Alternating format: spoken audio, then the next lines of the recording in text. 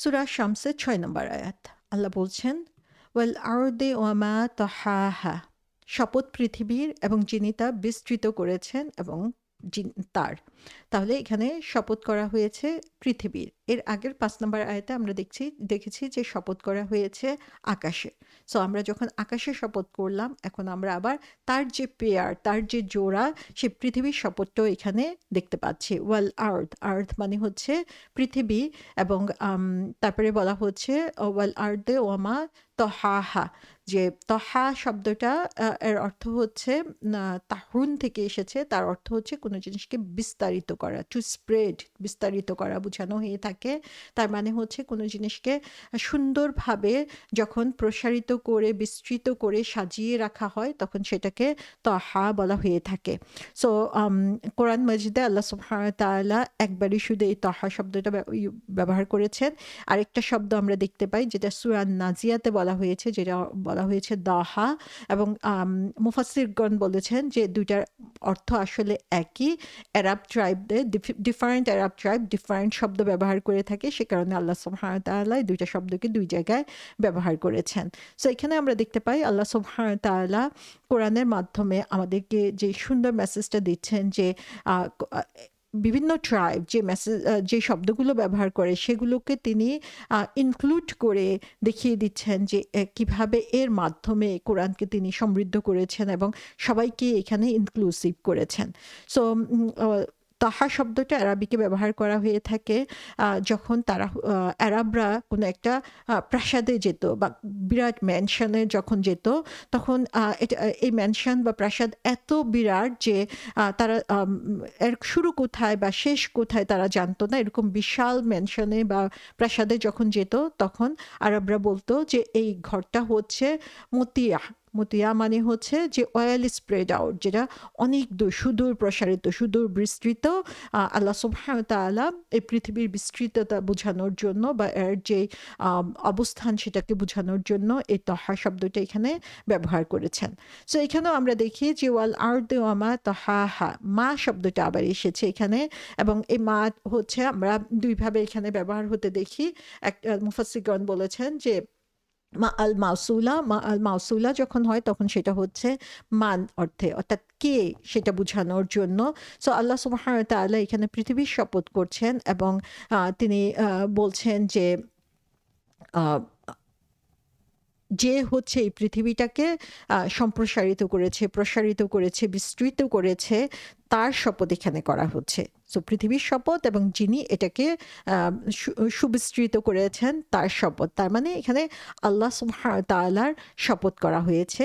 আর আমরা যদি এটাকে মা মাজদারিয়া হিসেবে নেই, তার মানে হচ্ছে যে how remarkable and incredible it's spreading out and vastness, যে আল্লাহ সুবহানাহু ওয়া তাআলা এই যে প্রসারিত করেছেন, সুবিস্তৃত করেছেন, সেটা আসলে কি পরিমাণ আশ্চর্যজনক সেইটাকে বোঝানোর জন্য এখানে মা বলা হয়েছে। সো এখানে হচ্ছে আল্লাহ সুবহানাহু ওয়া তাআলার একদিকে তার যে পাওয়ার সেটাকে আমরা দেখতে পাচ্ছি, যে পৃথিবীকে সুপ্রসারিত করার জন্য তার যে শক্তি, সেই শক্তির প্রকাশ করছে। আবার তার মাধ্যমে আমরা দেখি যে এই পৃথিবী যে প্রসারিত হয়েছে এমনভাবে, এই যে পৃথিবীর প্রসারিত হওয়ার মধ্যে যে বিরাট একটা কৃতিত্ব রয়েছে বা এর মধ্যে যে অবাক করা ঘটনা রয়েছে, সেখানে আমরা দেখতে পাই যে সেটা শপথ করা হয়েছে। তো এই দুইটা আয়াতেই আমরা দেখতে পাই আল্লাহ সুবহানাহু ওয়া তাআলা গ্রেট ডিজাইনার হিসাবে তার শপথ করেছেন, এবং তার যে আর্কিটেক্ট, তার যে সৃষ্টি, সেটার শপথ তিনি করেছেন। এবং এর মাধ্যমে আল্লাহ সুবহানাহু ওয়া তাআলা আমাদের দৃষ্টিকে বারবার তার সৃষ্টির দিকে আবার নিয়ে যাচ্ছেন, যে এই সৃষ্টি আসলে এমনি এমনি সৃষ্টি হয় নাই, এর পিছনে বিরাট একজন কারিগর রয়েছেন, এবং সেই বিরাট কারিগরের যে সৃষ্টি ক্ষমতা সেটাও হচ্ছে অত্যাশ্চর্যজনক, যদি তোমরা বুঝো এবং যদি তোমরা সেটা নিয়ে চিন্তা করো। তো এই ব্যাপারে আমরা দেখি মুজাহিদ রহমতুল্লাহ আলাইহি বলেছেন এখানে তাহাহা মানে হচ্ছে যে আল্লাহ সুবহানাহু ওয়া তাআলা এটাকে বিস্তৃত করেছেন, সেটা বোঝানো হয়েছে। আল্লাহ আউফি রহমতুল্লাহ আলাইহি ইবনে আব্বাস থেকে বর্ণনা করেছেন, মা তাহাহা এর অর্থ হচ্ছে আল্লাহ সুবহানাহু ওয়া তাআলা মধ্যে এটাকে সৃষ্টি করেছেন। আলী ইবনে আবি তালহা রিপোর্ট করেছেন ইবনে আব্বাস থেকে, যে ইবনে আব্বাস রাদিয়াল্লাহু আনহু বলেছেন যে তাহাহা মানে হচ্ছে আল্লাহ সুবহানাহু ওয়া তাআলা এটাকে সুবিন্যস্ত করেছেন। এবং মুজাহিদ, কাতাদা, দাহাক এরকম আরো অনেক তাফসীরকারগণ তারা বলেছেন যে এই তাহাহা মানে হচ্ছে যে তিনি এটাকে প্রসারিত করেছেন, সুবিস্তৃত করেছেন। সো এখানে আমরা দেখি আল্লাহ সুবহানাহু ওয়া তাআলা এই ৬ নম্বর আয়াত পর্যন্ত যেই শপথগুলো করেছেন, সেখানে আল্লাহ সুবহানাহু ওয়া তাআলা শপথ করেছেন সূর্যের, শপথ করেছেন চাঁদের, তিনি শপথ করেছেন রাতের, শপথ করেছেন হচ্ছে আম দিনের। এবং এই শপথগুলোর উদ্দেশ্য কি? এই শপথগুলোর উদ্দেশ্য হচ্ছে যে পরবর্তীতে যেই কথাগুলো বলা হচ্ছে, সেই কথাগুলো আমরা যাতে সুন্দরভাবে বুঝতে পারি, সেই ইম্পর্টেন্সটা বুঝা এবং এর যে তাৎপর্য, এর যে মূল অর্থ সেটাকে বুঝার জন্য আমরা যাতে চিন্তা ভাবনা করতে পারি, সেজন্য আল্লাহ সুবহানাহু ওয়া তাআলা আমাদের চিন্তার ক্ষেত্রটা এখানে তৈরি করছেন। সো এখানে আমরা দেখি যে দুইটা বিপরীত ধর্মের জিনিসকে বা জোড়া হিসেবে আল্লাহ সুবহানাহু ওয়া তাআলা এখানে বারবার আমাদের সামনে তুলে ধরেছেন। যেমন সূর্যের জোড়া হিসাবে এসেছে চাঁদ, দিনের জোড়া হিসাবে এসেছে রাত, এবং এখানে আকাশের জোড়া হিসাবে এসেছে হচ্ছে পৃথিবী। সো এই প্রত্যেকটা জিনিসই আমরা দেখি যে একটা আরেকটা জোড়া, কিন্তু তারা হচ্ছে বিপরীত ধর্মী। সো এখানে আমরা এখন যারা হচ্ছে শহরবাসী, তারা আসলে এটাকে অত বেশি অ্যাপ্রিসিয়েট করতে পারবো না, কারণ আমাদের চারদিকে হচ্ছে আলোর ঝিকিমিকি আমরা সবসময় দেখতে পাই। সো রাত এবং দিনের যে গুরুত্বটা, সূর্য এবং চাঁদের যে গুরুত্বটা, এবং আকাশ এবং পৃথিবীর বিস্তৃততা, বা এটাকে আমরা খোলা চোখে দেখার যে সুযোগ, সেটা আমরা অনেকাংশে হারিয়ে ফেলেছি।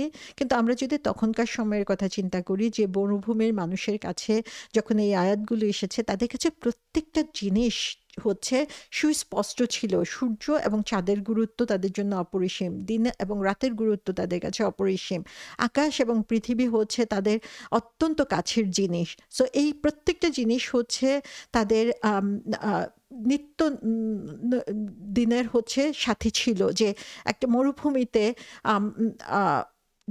রাতের যে তীব্র, রাতের যে প্রশান্তি, সেটাকে যেমন তারা ইগনোর করতে পারতো না, তেমনি রাতের আলোতে তারা যে সফর করত, সেটাও তাদের জন্য অত্যন্ত গুরুত্বপূর্ণ ছিল। এবং সেখানে এই সফরের মধ্যে তারা আকাশের সেই নক্ষত্র দেখে তাদের পথ চিনে নিত।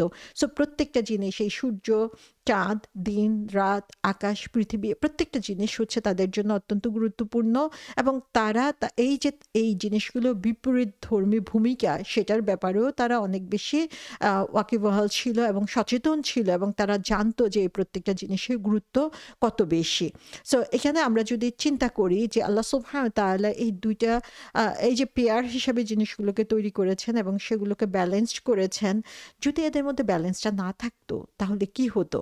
সো ব্যালেন্স যখন থাকে না, যখন কেউ হচ্ছে তার সীমাকে অতিক্রম করে, তাকেই বলা হচ্ছে তাগুত, তাগিয়ান বলা হয়ে থাকে।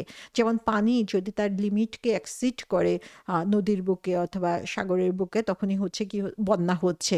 সূর্য এবং চাঁদ যদি তাদের গতিপথ পরিবর্তন করতো, এবং তারা যদি তাদের যে ভূমিকা, ব্যালেন্সিং যে স্টেট, সেটা যদি না হতো, তাহলে আমরা দেখতাম যে একই সময়ে সূর্য এবং চাঁদ আলো বিকিরণ করছে, এবং তার মধ্যেই হচ্ছে একটা সংঘর্ষ তৈরি হয়ে যেত। সো এখানে আমরা দেখি যে আল্লাহ সুবহানাহু ওয়া তাআলা এই বিপরীত ধর্মী জিনিসগুলোকেও দিয়ে দিয়েছেন আমাদের জন্য, এবং প্রত্যেকটাই হচ্ছে আমাদের জন্য উপকারী। যদি দিন না থাকতো, তাহলে আমরা কখনোই রাতের গুরুত্ব বুঝতে পারতাম না। যেসব জায়গায় আমরা দেখি যে রাত নাই অথবা রাত খুবই সংক্ষিপ্ত সময়, তারা জানে আসলে যে সেই রাতের গুরুত্বটা কত বেশি। স্পেশালি আমরা যদি মুসলমানদের কথা চিন্তা করি, তাহলে নামাজের সময়, রোজার সময়, সেই সময়গুলো হচ্ছে সেই সব এক্সট্রিম জায়গাতে অনেক বেশি কঠিন হয়ে যায় জীবন। আবার আমরা যদি চিন্তা করি যে যদি দিন না থাকতো, সূর্য না থাকতো, তাহলে কি হতো? আমরা কোনো প্রাণ স্পন্দন এখানে পেতাম না। আবার সারাক্ষণই যদি সূর্য থাকতো সেটাও হচ্ছে আমাদের জন্য অনেক বেশি কঠিন হয়ে যেত। চাঁদের স্নিগ্ধতা তখন আমাদের মনকে আলোড়িত করে, আলোকিত করে। সো এভাবে প্রত্যেকটা জিনিস, যদিও এরা বিপরীত ধর্মী, কিন্তু প্রত্যেকটা জিনিস ব্যালেন্সড এবং পারফেক্টেড ওয়েতে আল্লাহ সুবহানাহু ওয়া তাআলা দিয়ে দিয়েছেন। এবং এখানে আল্লাহ সুবহানাহু ওয়া তাআলা দেখাচ্ছেন যে প্রত্যেকেরই হচ্ছে সীমা রয়েছে এবং প্রত্যেককেই হচ্ছে তাদের ডিসিপ্লিন ফলো করতে হয়। এবং যতক্ষণ পর্যন্ত তারা এই সীমার মধ্যে থাকে, ডিসিপ্লিন ফলো করে, ততক্ষণ পর্যন্তই আমরা দেখি যে সমস্ত কিছু কত সুন্দরভাবে সম্পাদিত হয়। সো আমরা যখন এই হারমোনির উপরে, আমরা যখন তাদের এই সুন্দর ইন্টার রিলেশনের উপরে আমরা যখন চিন্তা ভাবনা করি, তখন দেখতে পাই যে এই যে রিলেশনটা তৈরি করে দেওয়া হয়েছে, এই যে ব্যালেন্সটা তৈরি করে দেওয়া হয়েছে, এই যে ডিসিপ্লিনড ওয়েতে সমস্ত কিছুকে পরিচালনা করছেন, তিনি কে? এবং তখনই আসলে আমাদের মাঝে তাওহীদের সেই শিক্ষা আবার উজ্জীবিত হয় যে এর পিছনে একজনই রয়েছেন যার পক্ষে সম্ভব, তিনি হচ্ছেন আল্লাহ সুবহানাহু ওয়া তাআলা। এবং যখন আমরা এটাকে বুঝতে শিখি যে এর পিছনে আল্লাহ সুবহানাহু ওয়া তাআলা রয়েছেন, তখনই আমরা দেখব যে তার সৃষ্টি কৌশল কত সুন্দর, কত সুন্দরভাবে তিনি এগুলোকে গড়ে তুলেছেন, যেখানে আমরা কোনো ধরনের ভুল দেখতে পাই না, ত্রুটি দেখতে পাই না, ফ্ললেস। এত সুন্দরভাবে আল্লাহ সুবহানাহু ওয়া তাআলা প্রত্যেকটা জিনিসকে ডিসিপ্লিনড ওয়েতে আমাদের জীবনে নিয়ে এসেছেন, যে এছাড়া আমরা আমাদের জীবনকে আসলে কল্পনাই করতে পারি না। এবং যেখানেই এক্সট্রিম লেভেল রয়েছে সেখানেই আমরা দেখি যে জীবন কত কঠিন হয়ে পড়ছে।